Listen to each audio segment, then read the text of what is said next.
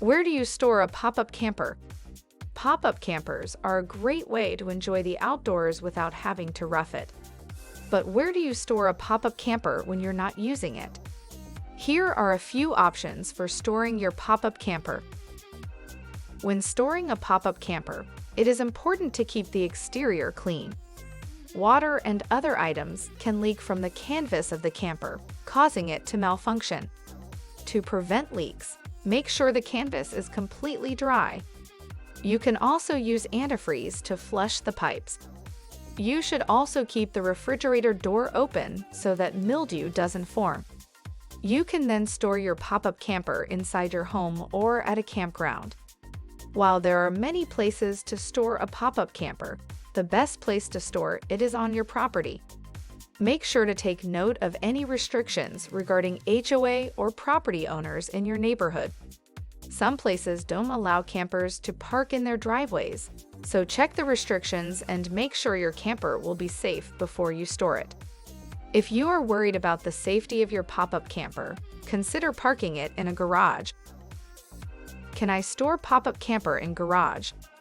Many homeowners are hesitant to park their pop-up campers in the garage as they don't want to offend their neighbors. Although storing your pop-up camper inside your garage is not illegal, some communities have strict regulations regarding the type of trailers allowed on the property. For example, in some communities, you may not be allowed to park your trailer in a driveway unless the distance between the trailer and the back property line is at least 10 feet. In such cases, you may want to park the trailer in a parking lot. However, this can be unsightly and may restrict traffic flow. A pop-up camper can be stored in your garage, but you should consider the size of your camper and the dimensions of your garage. Most pop-up campers are smaller than standard single-car garages, so you may have to consider your garage size. Make sure to measure the space several times and try to back up slowly and carefully. The lower the slope of your driveway, the easier it will be to back your camper into the garage. If you do have a garage, you should know that it may be required to apply for a building permit. While you may not need a permit, it is advisable to check with your city council and HOA before you store your camper. In addition, you should also put mouse bait in the unit before storage.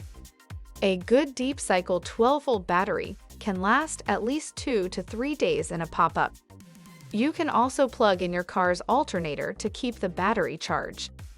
If you do not have a generator, you should purchase a backup battery. Thank you for watching. I hope you liked the video. Comment your thoughts down below and subscribe to the channel for more camping tips and tricks.